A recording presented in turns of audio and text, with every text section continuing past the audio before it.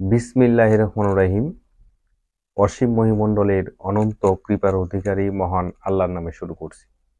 আপনারা দেখতেছেন ওয়াইসি BD YouTube channel এবং সাথে আছি আমি শামীম ওয়াইসি। সম্মানিত প্রিয় দর্শক শ্রোতা এবং সকল তরিকতের ভাই বোনেরা, সবার প্রতি আমার সালাম। আসসালামু আলাইকুম ওয়া রাহমাতুল্লাহি ওয়া বারাকাতুহু। আজকের আলোচনার বিষয়, প্রতিটি মানুষই মায়ের গর্ভ থেকে 18 পারা কোরআনের হাফেজ হয়ে জন্মগ্রহণ করে। এ বিষয় নিয়ে আলোচনা করার চেষ্টা করব।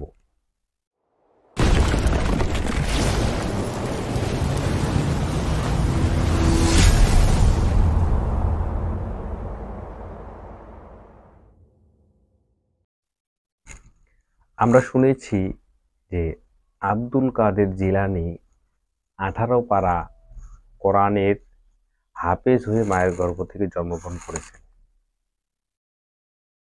আমরা এটা অনেকে জানি, অনেকে মানি যে বড় পীর আব্দুল কাদের জিলানী মায়ের গর্ভ থেকে 18 পারা কোরআনের হাফেজ হয়ে জন্মগ্রহণ করেছেন।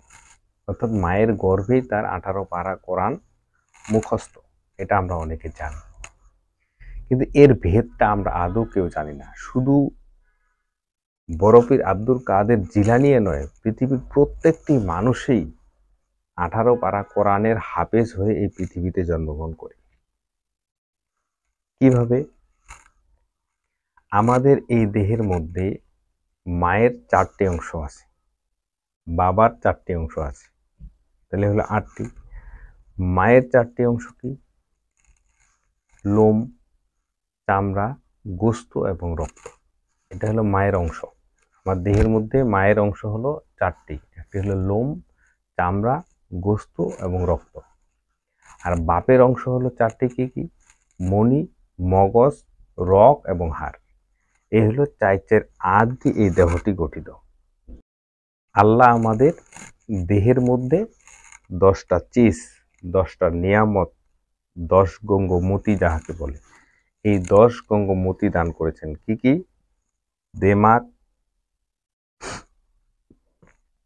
দেমাগ, নফস, আক্কেল, ইশকো, দেল, ইমান। 6টা।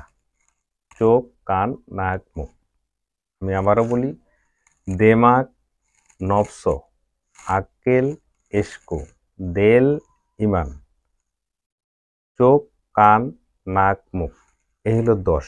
আল্লাহর হলো 10, মায়ের হলো 4, বাপের হলো 4, এই হলো 18।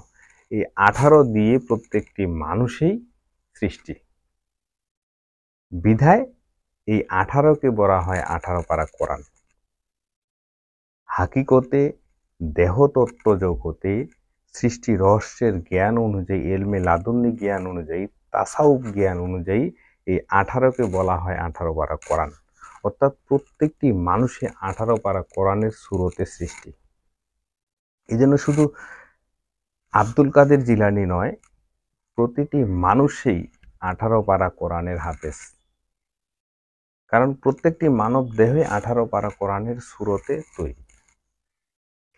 এই হাকিকতটা বা এই ভেদতত্ত্বটা আব্দুল কাদের জিলানী, বড় পীর আব্দুল কাদের জিলানী তিনি জানেন বা বুঝেন। এই জন্য তিনি অ্যানাউন্স দিয়েছেন যে তিনি মায়ের গর্ভ থেকে 18 পারা কোরআনের হাফেজ।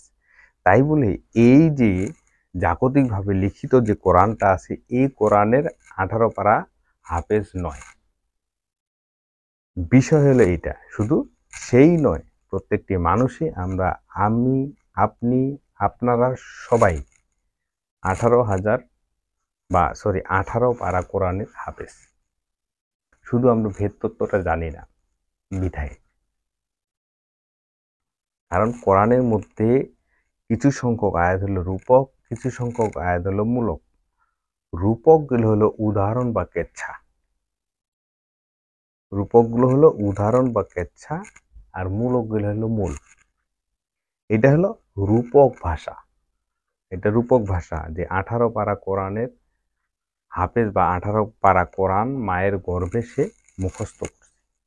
এটা হলো রূপক ভাষা। এর মূলে একটা সত্য গভীর সমুজ্জ্বল অর্থ আছে।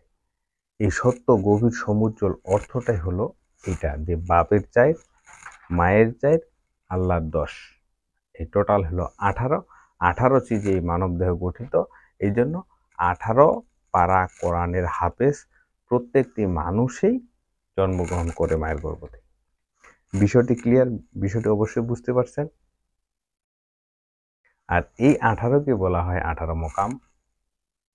কারণ লালন সাইজি বলেছে 18 মকামের মধ্যে জ্বলে একটা রূপের বাতি। এরকম ধরনের তিনি কিন্তু গান গেয়েছেন। আর এই 18 চিজে যে দেহটি গঠিত, এই 18কে আবার 18টি মকাম বলা হয়। এই 18কে 18 মঞ্জিল বলা হয়। এই 18কে 18 কোরআন বলা হয়। এই যে আল্লাহ 10 চিজ দান আমার দেহের মধ্যে আছে, দেমাগ, নফস, আকিল, ইশকুদ, দিল, ইমান, বসর, সাম্মা, জায়গা, এই 10টাকে 10 মঞ্জিল কোরআন বলা হয়।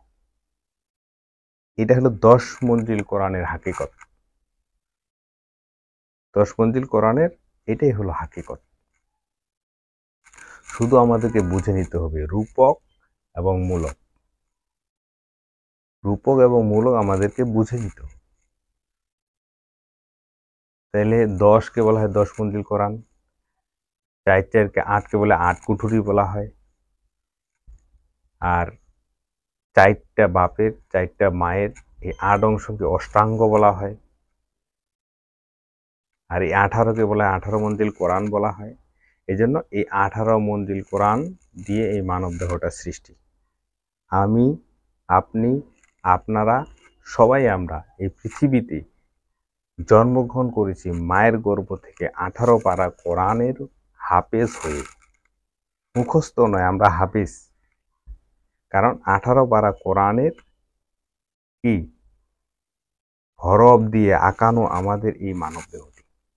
কারণ আমাদের এই মানব দেহটি যেটাকে বলে নাতেক কোরআন, যে কোরআনটা আপনি তেলাওয়াত হয় এই কোরআন।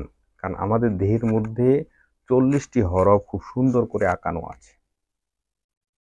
আপনারা দেখবেন এই যে নাসিকার এখানে দেখবেন যে আলিফের মতো আছে। আপনারা দেখবেন এইখান থেকে এইখানে একটা ফটা আছে, তাহলে বা। নাসিকা হইল আলিফ, এইখান থেকে এই পর্যন্ত এইটা একটা ফটা, এই হলো বা। এরকম ভাবে প্রতিটি হরফ 40 পারা কোরআন খোদাই করে লেখা আছে। সম্মানিত প্রিয় দর্শক শ্রোতা এবং সকল তরিকতের ভাই বোনেরা, সবার প্রতি সালাম জানিয়ে শেষ করছি আজকের আলোচনা এই পর্যন্ত। দেখা হবে পরবর্তী কোনো ভিডিওতে নতুন কোনো ভেদ তথ্য নিয়ে। ততক্ষণে ভালো থাকুন, সুস্থ থাকুন। আল্লাহ হাফেজ। আসসালামু আলাইকুম ওয়া রাহমাতুল্লাহি ওয়া বারাকাতুহু।